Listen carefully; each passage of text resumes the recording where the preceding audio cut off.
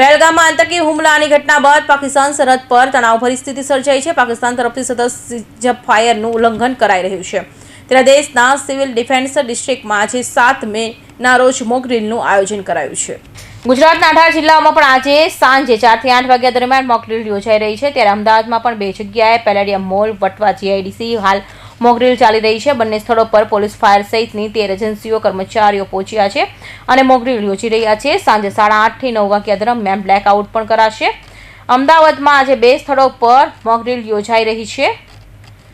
High court chief justice તમામ કર્મચારીઓએ 6.5 કલાક સુધીમાં હાઈકોર્ટ નીકળી જવા સર્ક્યુલર કર્યો છે। અમદાવાદ ગ્રામ્ય એસપી ઓમ પ્રકાશ જાટે જણાવ્યું કે મોક ડ્રીલ અમારી તૈયારીની સાથે જનતાને અવેરનેસ માટે છે। એક ઇન્ચાર્જ અને એક કોમ્પોનન્ટ હશે। Casualty, fire, rescue, welfare, ST અને આરટીઓમાં માણસનું ઇવેક્યુએશન કરવામાં આવશે। ડિસ્ટ્રિક્ટ સ્પાય ઓફિસર હશે। 4 વાગ્યે મોક ડ્રીલ શરૂ થશે। ખબર છે કે આજે સાંજે 4 વાગ્યાથી 8 વાગ્યા સુધી મોક ડ્રીલનું આયોજન થઈ રહ્યું છે। એમાં 7:30 થી 8 વાગ્યા સુધી બ્લેકઆઉટના પણ આયોજન થવાના છે। એમાં એટલા માટે ખાસ ધ્યાન ઉપર મૂકવા માગું છું કે રિવાઇઝ ટાઈમિંગ બ્લેકઆઉટના 7:30 to 8 છે, એટલે સાંજે 7:30 થી 8 વાગે બ્લેકઆઉટને આયોજન કરવાનું છે। આખા જિલ્લામાં ગ્રામ્ય અને શહેરી વિસ્તારોમાં કુલ 8 સેન્ટર્સ પર આપને મોક ડ્રીલ કરવાનું છે। આ 8 સેન્ટર જે છે આ વાઇટલ ઇન્સ્ટોલેશન્સ છે। એના સિવાય પરંતુ જે બ્લેકઆઉટ છે આખા જિલ્લામાં શહેરી અને ગ્રામ્ય વિસ્તારોમાં કરવાનું છે। અને બ્લેકઆઉટ જે છે એક વોલેન્ટરી એક્સરસાઇઝ છે। સ્વૈચ્છિક રીતે લોકો પાસેથી અપીલ કરું છું કે લોકો સ્વૈચ્છિક રીતે પોતાના જે ઇલેક્ટ્રિસિટીના લાઇટ સાંજે 7:30 થી 8 વાગે વચ્ચે બંધ રાખે। અમદાવાદ જિલ્લામાં 8 જગ્યાની ઉપર મોક ડ્રીલની કાર્યવાહી થવાની છે, જે આજ સાંજે 4 વાગ્યાથી શરૂ થશે। આ સાઇટોમાં આપણે રૂરલ વિસ્તારમાં પણ છે અને સિટી વિસ્તારમાં પણ છે।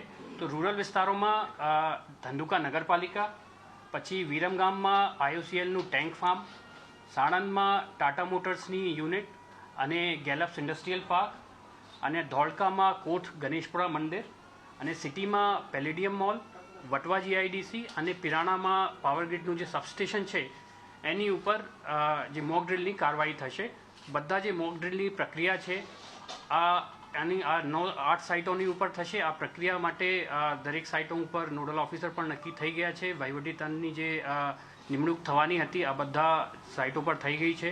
અને આ તમામ જાહેર જનતાથી મારી અપીલ છે કે 7:30 થી 8 વાગ્યા કોઈ પણ બીજો વિચાર લાવ્યા વગર આ બધી જગ્યાએ લાઇટો બંધ રાખવાની છે। ખાલી હોસ્પિટલ અને ટ્રેન જે સર્વિસીસ છે એ બધી ચાલુ રહેશે, ઇમરજન્સી સર્વિસીસ છે। બાકી બધી જગ્યા જો લાઇટ પોતાની રીતે બંધ કરવાની રહેશે। ઓર જે કોઈ પણ જગ્યા એવી જે ઇમરજન્સી સર્વિસીસ છે ત્યાં પણ કર્ટેન રાખીને જો બહાર લાઇટ દેખાવે નહીં એને માટે બ્લેકઆઉટની પ્રક્રિયા ચાલુ રહેશે। જો તો 7:30 થી 8 વાગ્યા સુધી તમામ જગ્યા જે આખા જિલ્લામાં બ્લેકઆઉટ થવાનું છે। પણ જે મોક ડ્રીલ જે છે આ ફક્ત આ જે ડેઝિગ્નેટેડ લોકેશન્સ છે એને ઉપર જ થવાની છે। આ જગ્યા ઉપર જ સાયરન વાગવાનું છે અને સાયરનની સાઉન્ડ પણ હું આપને મીડિયાના ગ્રુપમાં મોકલી દઈશ, તો એને કે સાયરનના જુદા જુદા પ્રકારના સાયરન કઈ રીતે ચાલતા હોય આ આપને જો એની બધી માહિતી મળી જશે। અમદાવાદના પેલેડિયમ મોલ અને વટવા જીઆઈડીસીમાં 2 સ્થળો મોક ડ્રીલ યોજવાની છે, જેની તમામ તૈયારીઓ પૂર્ણ કરી દેવામાં આવી છે। 4 વાગે યોજનારી મોક ડ્રીલ માટે ફાયર, પોલીસ અને એમ્બ્યુલન્સ સહિતની ટીમો બંને સ્થળો પર પહોંચી ચૂકી છે।